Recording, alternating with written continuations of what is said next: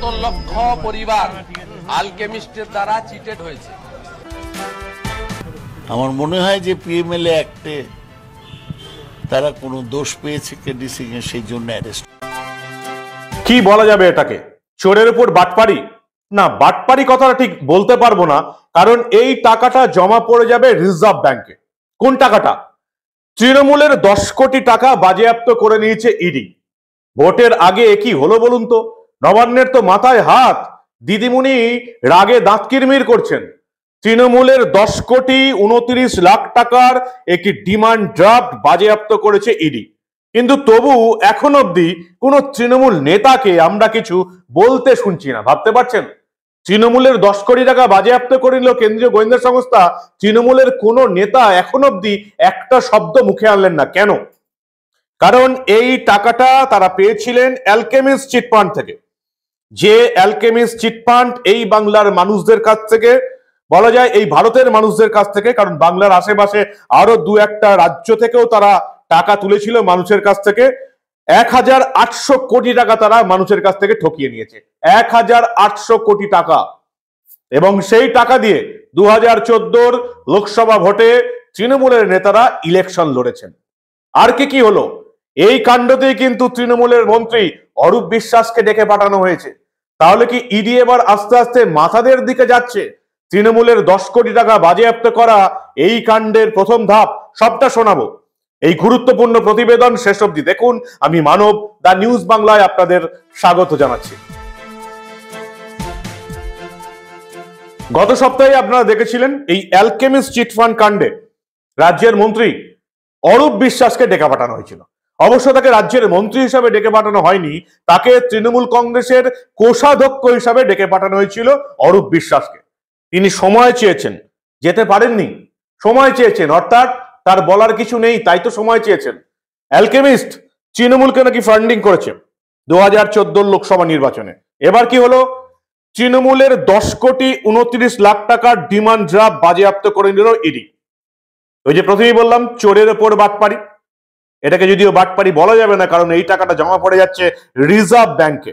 Alchemist গ্রুপের বিরুদ্ধে মামলা তদন্তে ইডির এই পদক্ষেপ ভোটের আগে বেশ কিছুটা অস্বস্তি বাড়িয়েছে শাসক শিবিরের। কারণ আপনারা জানেন, PMLA, prevention of money laundering অ্যাক্টে যদি কারো সম্পত্তি বাজেয়াপ্ত হয়, তাহলে যার সম্পত্তি বাজেয়াপ্ত হচ্ছে তার গ্রেপ্তারের সম্ভাবনা অনেকটাই বেড়ে যায়।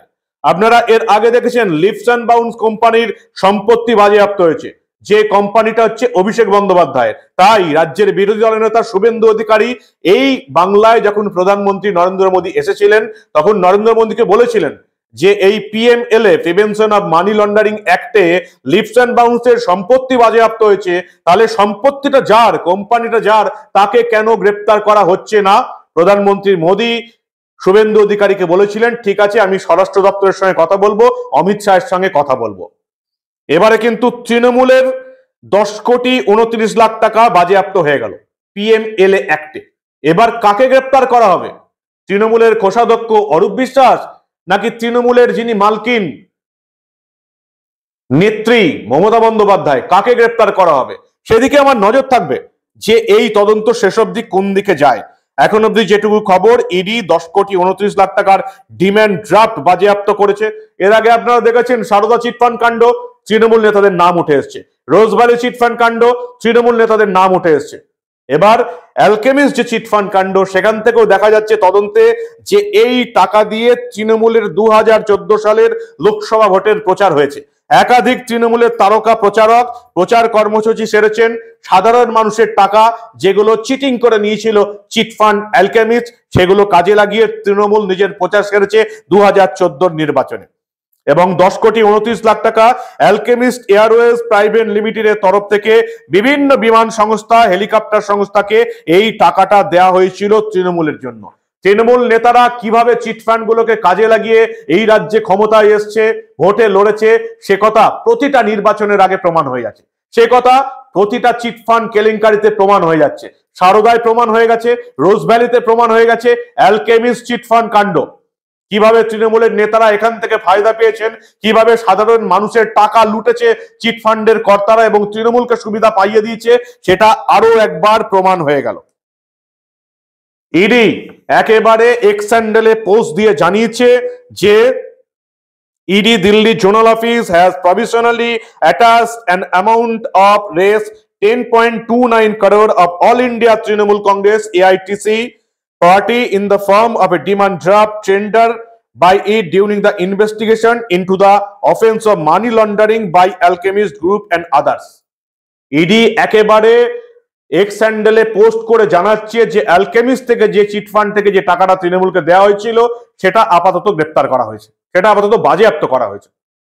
শুভেন্দু অধিকারী রাজ্যের বিরোধী দলের নেতা এই পদক্ষেপকে স্বাগত জানিয়েছেন এবং তিনি লিখছেন যে এই টাকাটা হচ্ছে হিমশৈলের চূড়া মাত্র, যদি ফাঁদটি আরো শক্ত করা যায় তাহলে এর 10,000 গুণ টাকা উদ্ধার হবে। সারদা, রোজভ্যালি, অ্যালকেমিস্ট সাধারণ মানুষের টাকা মেরেছে এই চিটফান্ডের কর্তারা এবং তা দিয়ে তৃণমূল নিজেদের তারকা প্রচারকদের ভোটে লড়িয়েছে, তৃণমূলের ফান্ডে গেছে এই টাকা। সাধারণ মানুষের টাকা দুর্নীতি করেছে চিটফান্ডের কর্তারা, সেই টাকা গেছে তৃণমূলের ফান্ডে। প্রতিটা তদন্তের ক্ষেত্রে প্রমাণ হয়ে যাচ্ছে। Sarada, Rose Valley, alchemist. 2 বছর আগের ঘটনা দেখে নিন, যখন অ্যালকেমিস্ট কর্তা কেডি সিং কে গ্রেপ্তার করা হয়েছিল। এই কেডি সিং আবার তৃণমূলের রাজ্যসভার সদস্য ছিলেন, যে কেডি সিং কে দিয়ে বলা হয় যে অভিষেক বন্দ্যোপাধ্যায় এই নারদা স্টিং অপারেশন করেছিলেন। সেই কেডি সিং রাজ্যসভার সদস্য তৃণমূলের, 2 বছর আগে তাকে গ্রেপ্তার করা হয়েছিল। দেখে নিন একবার, আপনাদের স্মৃতি আরেকবার ঝালিয়ে নিন। 2 বছর আগে কেডি সিং কে গ্রেপ্তার করার পরে ঠিক কি হয়েছিল, কে কি বলেছিলেন, ঝালিয়ে নিন একবার। পশ্চিমবাংলার 70 লক্ষ পরিবার আলকেমিস্টের দ্বারা চিটেড হয়েছে। এই তৃণমূল কংগ্রেসের নেতা এবং প্রাক্তন রাজ্যসভার সাংসদ, তিনি তার আলকেমিস্ট পশ্চিমবাংলার 70 লক্ষ পরিবারকে চিট করেছেন, যারা একেবারে প্রান্তিক মানুষ, গরিব মানুষ, একেবারে ছোট ছোট পঞ্জি কালেকশনে। আমি বলবো শুধু গ্রেপ্তার নয়, তার সম্পত্তি ইডি বাজেয়াপ্ত করে এদের টাকা ফেরতেরও ব্যবস্থা করুন। আমাদের সবার কাজ এখানে শেষ হলো, সবার কাজ আমাদের এখানে শেষ হলো। আপনারা যারা দূর থেকে এসছেন নিজ দায়িত্বে বাড়ি পৌঁছে যান। প্রত্যেক মন্ডল সভাপতিদের উদ্দেশ্যে বলি, আপনারা নিজ দায়িত্বে।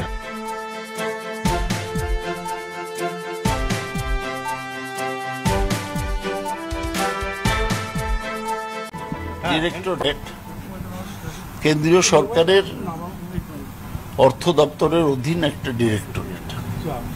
তাদের কাজ হচ্ছে PMLA act, prevention of money laundering act, সেটা মনিটর করা। তারা পিএমএলএ অ্যাক্টটা বলে যে কেউ যদি প্রসিডস অফ ক্রাইম কারো কাছে থাকে, তার বিরুদ্ধে ওই পিএমএলএ অ্যাক্টে ব্যবস্থা নেওয়া যায়। আমার মনে হয় যে পিএমএলএ অ্যাক্টে তারা কোনো দোষ পেয়েছে কেডি সিং এর, সেই জন্য অ্যারেস্ট করেছে। তবে কেডি সিং তো অনেকদিন তৃণমূলের সাথে নেই, এখন উনি আর এমপিও নেই, সুতরাং আমি আর ওকে নিয়ে কি মন্তব্য করব। 10 কোটি টাকা বাজেয়াপ্ত হলো, আর এই কাণ্ডে ডেকে পাঠানো হয়েছে তৃণমূলের কোষাধ্যক্ষ অরূপ বিশ্বাসকে। এবং আমরা যেটুকু জানি যে PMLA, prevention of money laundering অ্যাক্টে যদি কারোর সম্পত্তি বাজেয়াপ্ত হয়, তাহলে সাধারণত যে লোকটির সম্পত্তি বাজেয়াপ্ত হচ্ছে তাকেও গ্রেপ্তার করা হয়।